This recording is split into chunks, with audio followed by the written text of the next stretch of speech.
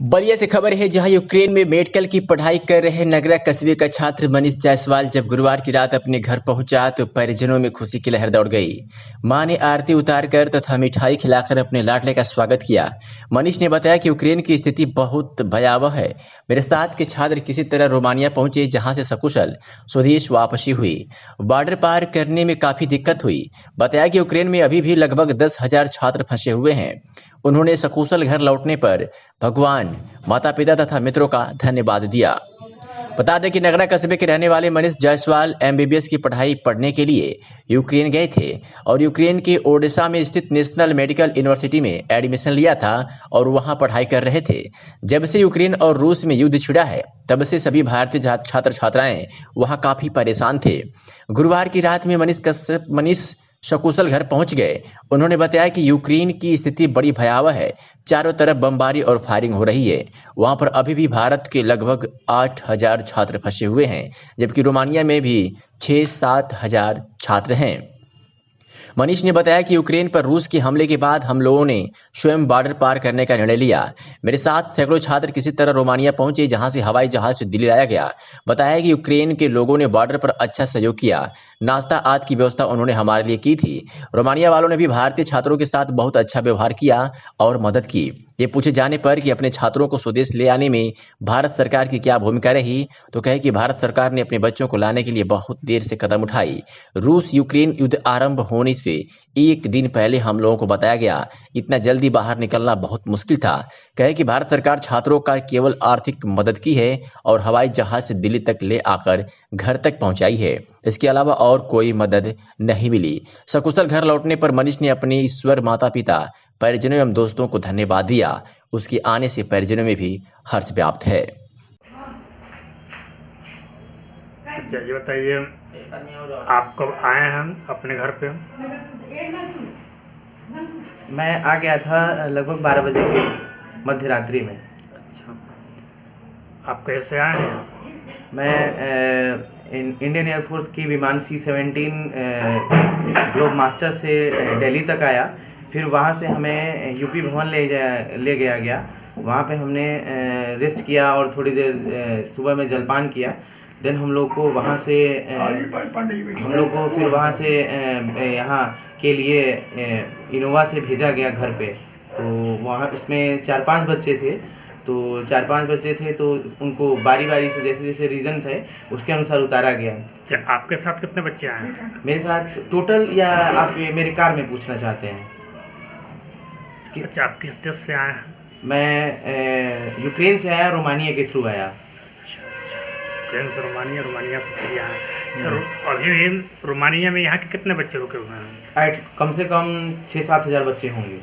मैंने इंडिया के रोमानिया में 6-7 हज़ार बच्चे हैं। हाँ। और यूक्रेन में कितने बच्चे होंगे? यूक्रेन में अभी आप मान के चलिए कि एटलीस्ट 10 से 12 हज़ार बच्चे हैं। 10 आप मान के चलिए, 10 तो अगर नहीं होगा तो कम से कम 8-10 हज़ार तो होंगे ही पक्का है, क्योंकि कुछ बच्चे आ भी चुके हैं। यूक्रेन से उन बच्चों को निकलने में क्या दिक्कत हो रही है? दिक्कत की ये बात है कि मान लीजिए कि हमें कोई गाइडलाइन नहीं ऐसा दिया गया था और हमें 16 को वॉर होने वाला है, 15 को बताया गया है।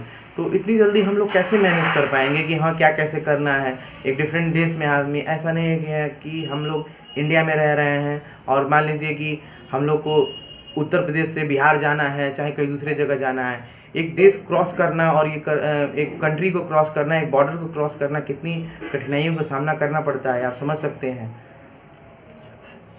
यूक्रेन की सरकार वहाँ के बच्चों को निकलने में क्यों नहीं सहयोग कर रही है? यूक्रेन की सरकार हम लोग का कोई विरोध नहीं कर रही थी। सहयोग वो कैसे कर पाएगी? उनके पास खुद ही इस समय विपरीत परिस्थितियाँ हैं। इसके बावजूद भी उन लोगों ने हमारे लिए बॉर्डर पे खाने पीने की व्यवस्थाएं, आग की व्यवस्थाएं की, चाय और दूध और क्या कहते हैं दही वगैरह जो भी चीज़ है हम लोग के लिए, जो बच्चे नॉन वेजिटेरियन हैं उनके लिए खाना प्रोवाइड किए। इससे ज़्यादा हम उम्मीद नहीं कर सकते हैं। वो लोग बहुत ही बेहद अच्छे लोग हैं। उन लोगों ने हमारी बेहद सेवा की इन विपरीत परिस्थितियों में। इनके लिए मैं उन्हें धन्यवाद देना चाहता हूँ। बताइए, आप वहाँ से यूक्रेन से रोमानिया होते हुए यहाँ तक आ गए, इसके लिए आप किसको धन्यवाद कहेंगे?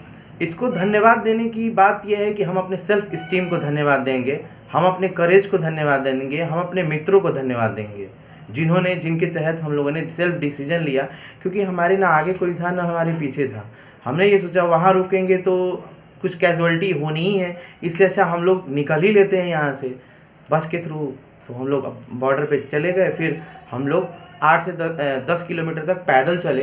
पैदल चलने के बाद हम लोग बॉर्डर क्रॉस किए। फिर वहाँ पे क्रॉस करने में हम लोग को बहुत ही परेशानी हुई। हम लोग को 6-7 घंटा लग गया।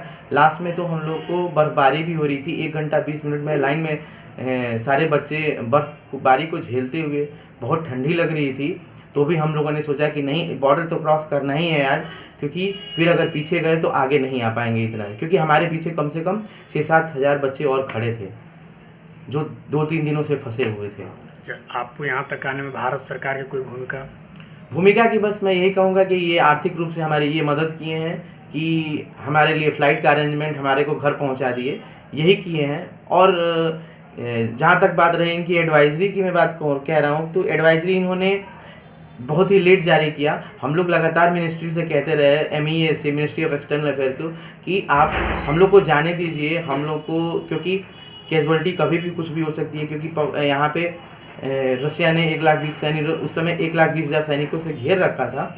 लेकिन हम लोग को न कॉलेज परमिशन दे रहा था, न ये परमिशन दे रहा था, मिनिस्ट्री परमिशन नहीं दे रहा था। तो फिर हम लोग को नहीं मिला परमिशन। फिर हम लोगों ने सेल्फ डिसीजन लिया कि हम लोग अब चलते हैं।